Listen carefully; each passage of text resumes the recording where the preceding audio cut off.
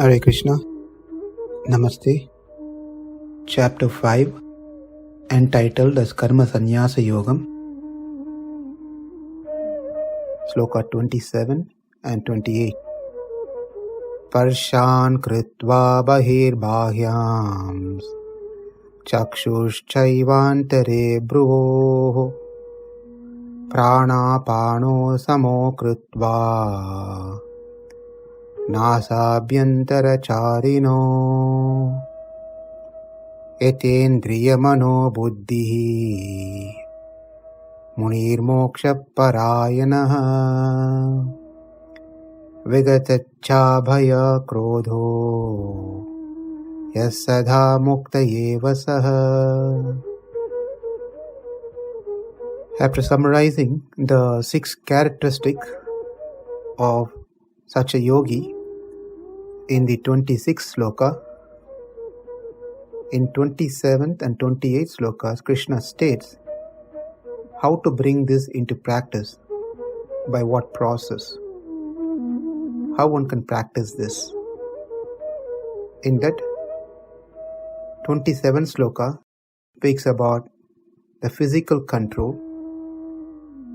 and the 28th sloka speaks about the internal control with conviction.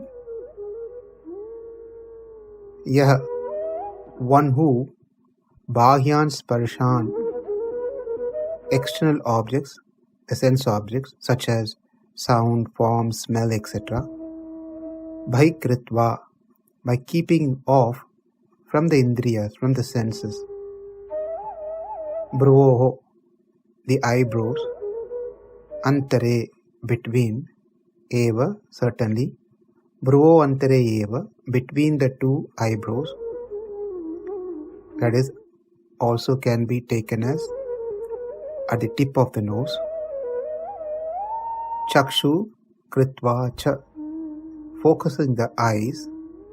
nāsābhyantara-cāriṇau, moving through the nostrils.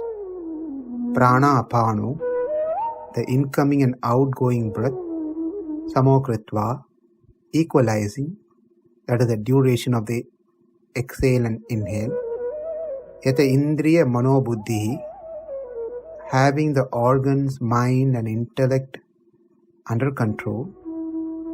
Vigatecchā-bhaya-krodho, not experiencing or devoid of any desire, fear and anger. Munir, the transcendentalist, one who is engaged in contemplation on the self, is called munir. Mokṣa-parāyaṇaḥ has as objective the experiencing of the self. He, sadā, always, mukta is liberated indeed. Translation: shutting out all external sense objects, the form, taste, smell, sound, touch, keeping the eyes and vision concentrated between the two eyebrows, suspending the inward and outward breath within the nostrils, and thus controlling the mind, senses, and intelligence. The transcendentalist, aiming at liberation, becomes free from desire, fear, and anger. One who is always in this state is certainly liberated. So the first requirement to control mind and senses is to keep those external objects out of reach. That's number 1. Keep it from anywhere close by. And we can see that this is the same technique even a great yogis practices. And one of the reasons they keep themselves isolated from worldly things. If we sit near the kitchen and try to do meditation, we know what will be the consequence. Rather than focusing on breathe in and breathe out, our nose will get attracted to the fragrance, the smell that's coming from the kitchen. Even if one sense get attracted to the external object, then the rest of the senses will automatically follow it, will be easily pulled. So it is important we stay away and keep aloof when we practice dhyana, meditation. Keep away from the worldly things. If we are going to do a meditation, it's better to find a place which is quiet, no disturbance, no noise, no cell phones, no computers, none of those things.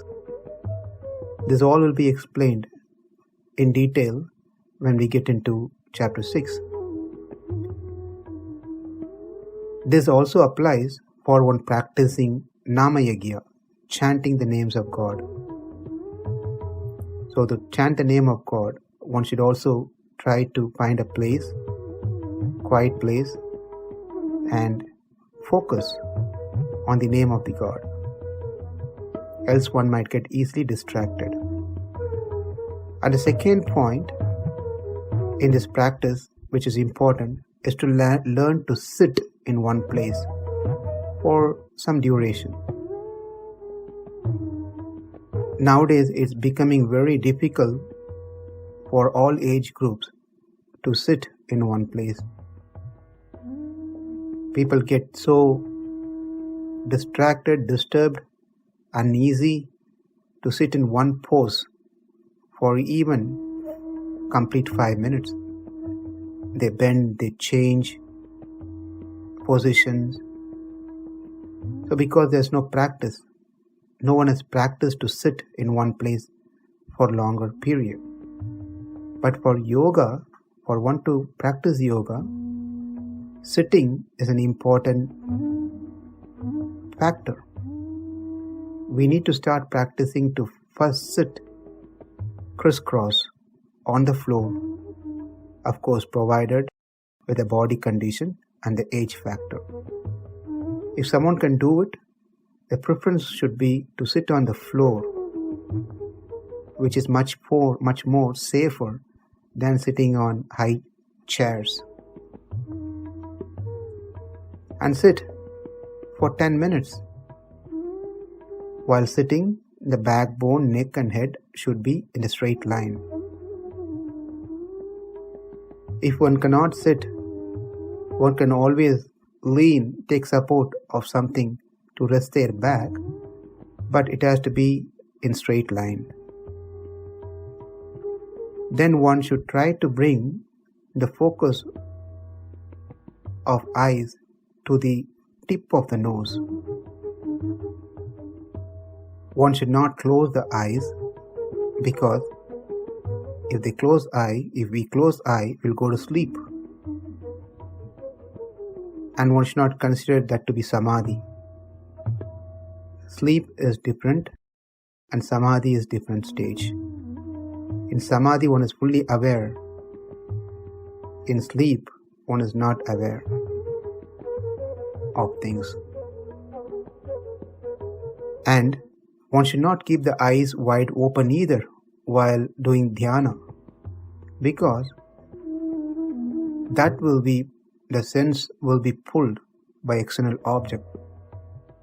The eyes will start looking into different things. Start browsing the Facebook, YouTube, many things. Therefore, one has to keep the eyes off closed by focusing on the tip of the nose or between the eyebrows. Then the inhale and exhale has to be controlled. Sparśān kṛtvā bahir bāhyāṁś cakṣuś caivāntare bhruvoḥ prāṇāpānau samau kṛtvā nāsābhyantara-cāriṇau yatendriya-mano-buddhir munir mokṣa-parāyaṇaḥ vigatecchā-bhaya-krodho sadā mukta Namaste. Hare Krishna.